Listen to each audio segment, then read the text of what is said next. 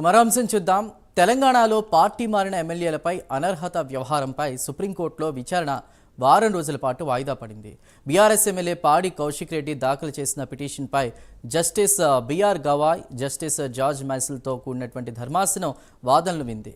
ఇక హైకోర్టు 4 నెలల్లో ఎమ్మెల్యేలపై నిర్ణయం తీసుకోవాలని గత ఏడాది మార్చిలో చెప్పిందని కౌశిక్ రెడ్డి తరపు న్యాయవాది సుప్రీంకోర్టుకి తెలిపారు. కానీ ఇంతవరకు నిర్ణయం తీసుకోలేదని కౌశిక్ రెడ్డి తరపు న్యాయవాది సుప్రీంకోర్టుకి తెలిపారు. ఇక మరింత సమాచారాన్ని దీనిపై మా ప్రతినిధి అజీమ్ అందిస్తారు. అజీమ్.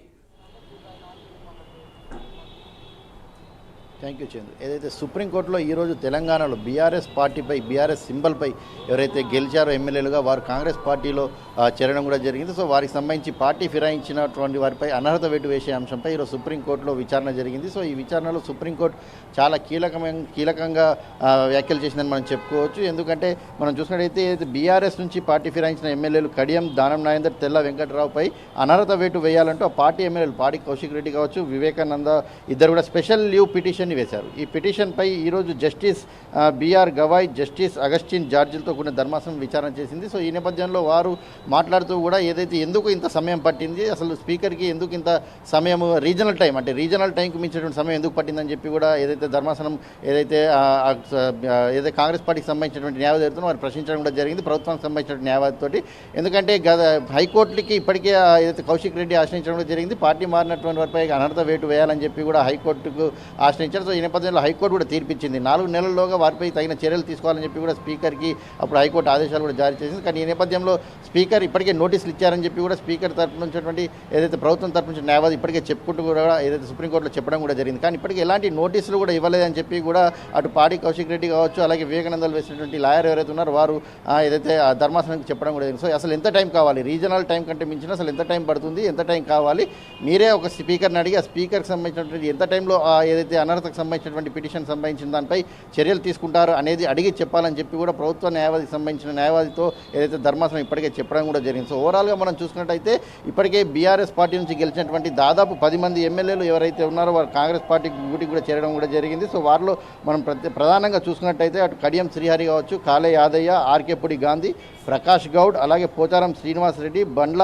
కృష్ణమోహన్ రెడ్డి, దానం నాగేందర్, తెల్ల వెంకట్రావు, సంజయ్ కుమార్, గూడెం మైపాల్ రెడ్డి వీరందరూ కూడా కాంగ్రెస్ పార్టీ తీర్థం పుచ్చుకున్న వారు ఏదైతే బీఆర్ఎస్ పార్టీలో బీఆర్ఎస్ బీఫామ్పై గెలిచినటువంటి ఎమ్మెల్యేలు అందరూ కూడా. సో గతంలో కూడా మనం చూసినట్టయితే ఏదైతే గత ప్రభుత్వం బీఆర్ఎస్ ఏదైతే అధికారంలో ఉన్నప్పుడు కూడా కాంగ్రెస్ పార్టీకి సంబంధించిన 12 మంది ఎమ్మెల్యేలు కూడా ఏదైతే బీఆర్ఎస్ పార్టీలో కూడా చేరారు. కానీ అప్పుడు జరిగినటువంటి చేరికలు ఏవైతే ఉన్నాయో ఆ చేరికలు విలీనంగా, అంటే ఆ ఎల్పీకి సంబంధించిన విలీనం ఏదైతే ఉందో మేము న్యాయబద్ధంగానే చేసాము, ఏదైతే క్లాజ్ ఉందో, లా ఉందో ఆ లా ప్రకారంగానే విలీనం చేసుకున్నాం తప్ప మేము ఇక్కడ కూడా పార్టీలు ఫిరాయించలేదు. ఆ పార్టీకి సంబంధించిన ఎల్పీ మొత్తం కూడా పార్టీ పరిపాలన నచ్చి మేము ఏదైతే ఈ బీఆర్ఎస్ పార్టీలోకి వస్తున్నామని చెప్పి చేరారని చెప్పి కూడా అప్పుడు సంబంధించిన అధికార పార్టీ బీఆర్ఎస్ పార్టీకి సంబంధించిన నాయకులు చెప్తున్నారు. కానీ అప్పుడు చూసినట్టయితే కాంగ్రెస్ పార్టీకి సంబంధించిన నేతలు కూడా తీవ్ర స్థాయిలో విమర్శలు కూడా చేశారు. ఏదైతే పార్టీ మారినటువంటి ఎమ్మెల్యేలను తరిమి కొట్టాలి, రాళ్లతో కొట్టనని చెప్పి అప్పుడు పీసీసీ అధ్యక్షుడు ఉన్నటువంటి రేవంత్ రెడ్డి కావచ్చు, కాంగ్రెస్ పార్టీకి సంబంధించినటువంటి నాయకులందరూ కూడా పార్టీ ఫిరాయించిన వారి నేతలను ఆ నియోజకవర్గాలు అడ్డుకోవడం కావచ్చు, ఇలాంటి అనేక సందర్భాలు కూడా గత ప్రభుత్వంలో కూడా చోటు చేసుకున్నారు. కానీ ఈ ప్రభుత్వం వచ్చిన వెంటనే కూడా ఇటు దానం నాగేందర్, కడియం శ్రీహరి, తెల్ల వెంకట్రావు ఇలా అనేక మంది కూడా పార్టీలో చేరడం కూడా జరిగింది. సో దానం నాగేందర్ మనం చూసినట్లయితే ఖైరతాబాద్ నుంచి బీఆర్ఎస్ పార్టీ ఎమ్మెల్యేగా గెలిచారు. అలాగే ఏదైతే ఎంపీ ఎన్నికల్లో కూడా కాంగ్రెస్ పార్టీ బీఫామ్పై నుంచి కూడా ఎంపీ అభ్యర్థిగా కూడా పోటీ చేయడం కూడా జరిగింది. సో ఇలా చూసినట్టయితే ప్రతిపక్ష పార్టీకి రావాల్సిన పీఎస్సీ పదవి కూడా అటు కాంగ్రెస్ పార్టీలో చేరిన తర్వాతనే ఇచ్చారు. అటు సంజాయిషి మాత్రం వారు ప్రతిపక్ష పార్టీకి సంబంధించిన నేతలకి ఆ పదవి ఇవ్వాల్సి ఉంటుంది కాబట్టి ఆ పదవి ప్రతిపక్ష నాటికి సంబంధించిన వారికి ఇచ్చామని కూడా ఏదైతే కాంగ్రెస్ పార్టీకి సంబంధించినటువంటి నాయకులు చెప్పుకుంటూ వచ్చిన పరిస్థితి కూడా మనం చూసాం. సో ఈ రోజు ఏదైతే సుప్రీంకోర్టులో జరిగిన విచారణలో మాత్రం సుప్రీంకోర్టు చాలా కీలకమైన వ్యాఖ్యలు చేసింది.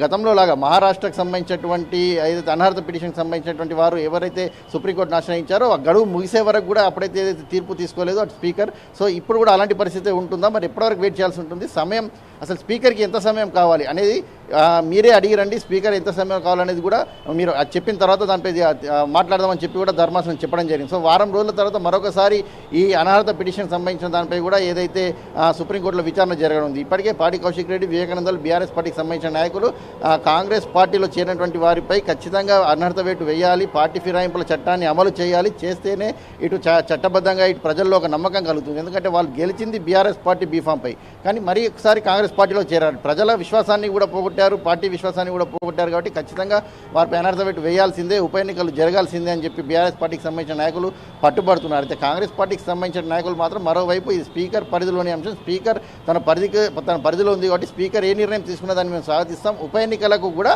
ఎక్కడ మేము భయపడేది లేదు, ఖచ్చితంగా ఉప ఎన్నికల్లో కూడా మేము వెళ్తాం. ఉప ఎన్నికల్లో కూడా కాంగ్రెస్ పార్టీ బలమేంటో చూపెట్టుకుంటామని చెప్పి కూడా కాంగ్రెస్ పార్టీకి సంబంధించిన నాయకులు చెప్పుకుంటూ వచ్చిన పరిస్థితి అయితే మనకు కనిపిస్తుంది. కానీ ఈ రోజు జరిగినటువంటి ధర్మాసనం విచారణ చూసుకున్నట్టయితే మాత్రం అటు బీఆర్ఎస్ పార్టీకి సంబంధించిన న్యాయవాది కావచ్చు, అలాగే ప్రభుత్వానికి సంబంధించిన న్యాయవాదులు ఇద్దరు కూడా సుప్రీంకోర్టుకు ఏదైతే ఇప్పటికీ వరకు కూడా అసలు నోటీసులు కూడా అందజేయలేదు. 4 నెలల్లో అది ఏదైతే దీనికి సంబంధించి అనర్హత పిటిషన్పై ఒక నిర్ణయం తీసుకోవాలని స్పీకర్కి హైకోర్టు చెప్పినప్పటికీ కనీసం నోటీసులు కూడా ఇవ్వని పరిస్థితి మనకు కనిపిస్తుందని చెప్పి అటు ఏదైతే పాడి కౌశిక్ రెడ్డి బీఆర్ఎస్ పార్టీకి సంబంధించిన ఎమ్మెల్యేలకు సంబంధించిన వారు అటు ధర్మాసనం చెప్పడం జరిగింది. నోటీసులు ఇప్పటికే ఇచ్చామని చెప్పి వీరు చెప్పుకుంటూ వచ్చారు. అసలు ఎందుకు 4 నెలల్లో తీసుకోలేకపోయారు, అసలు ఇప్పుడు తీసుకోవాల్సిన దానికి కావాల్సిన సమయం ఎంత, ఎందుకు హైకోర్టు చెప్పినప్పటికీ వినలేదు. సో స్పీకర్ ఎంత సమయంలో ఈ అనర్హత పిటిషన్ సంబంధించిన దానిపై నిర్ణయం తీసుకుంటారు అనేది, ఏ సమయంలో తీసుకుంటారని స్పీకర్ని అడిగి వచ్చిన తర్వాత మరో వారం వచ్చే వారం ఇప్పటికే విచారణ వాయిదా వేశారో, సో వచ్చే వారం విచారణ మరొకసారి ఉంటుంది. కాబట్టి ఆ విచారణలో మరి మరొకసారి ధర్మాసనం ఎలాంటి తీర్పు ఇస్తుంది, అనర్హత పిటిషన్ సంబంధించినటువంటి దాంట్లో